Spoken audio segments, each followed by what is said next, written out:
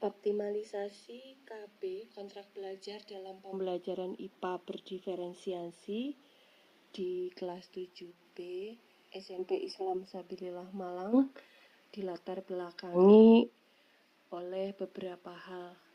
Yang pertama, bahwa penerapan kurikulum Cambridge yang terintegrasi dengan kurikulum Merdeka telah diterapkan di SMP Islam Sabilillah Malang pada tahun 2024-2025 tahun ini. Yang kedua, bahwa pembelajaran IPA di SMP Islam Sabilillah Malang sudah memiliki pengantar dalam bahasa Inggris. Yang ketiga, mencermati hasil pembelajaran pada bab 1 mendapatkan hasil yang kurang memuaskan, yaitu bahwa nilai hasil belajar masih rendah dan terdeteksi pula salah satunya disebabkan oleh rendahnya tanggung jawab siswa dalam menuntaskan lembar kerja dalam kegiatan setiap pembelajarannya. Oleh karena itu, saya sebagai guru IPA merasa hal ini sangat memprihatinkan dan harus segera dicarikan solusi untuk memperbaiki pembelajaran di bab selanjutnya. Rendahnya tanggung jawab seseorang sehingga akan mempengaruhi hasil belajar siswa. Pertanyaan ini saya buat sendiri.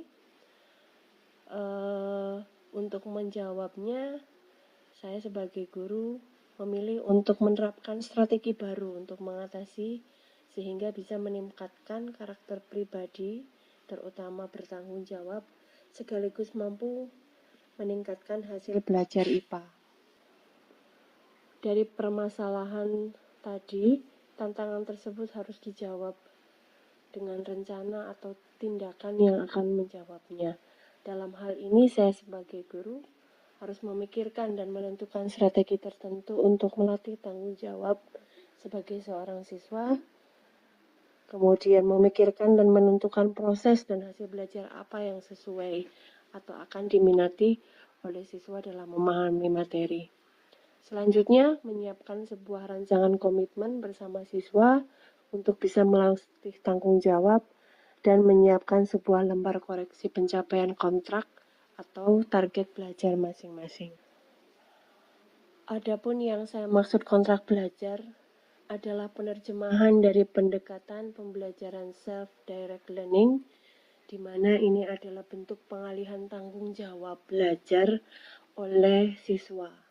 Dalam prakteknya, siswa harus mendapatkan arahan dari guru sebagai fasilitator, kemudian siswa menentukan sendiri proses dan hasil belajarnya sendiri, sekaligus dia menerima tanggung jawab dan konsekuensi logis dari hasilnya. Apakah kontrak belajar ini sesuai dengan pembelajaran diferensiasi? Jawabannya tentu.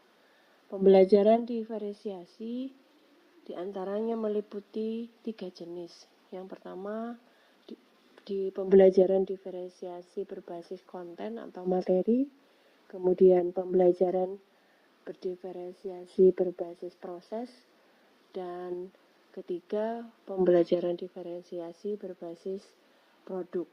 Dalam hal ini, kontrak belajar menurut saya termasuk tipe pembelajaran berdiferensiasi produk, yaitu strategi yang menekankan pada setiap siswa secara bebas dan bertanggung jawab memilih dan menentukan sendiri hasil pembelajarannya.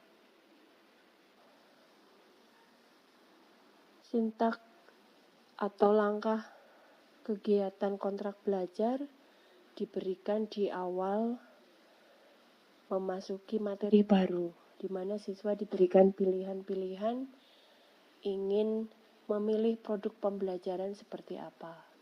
Contoh, yang pertama, siswa bisa melengkapi OneNote dengan sempurna. OneNote adalah platform pembelajaran di sekolah kami, di mana intinya ada beberapa lembar kegiatan dalam satu pertemuan.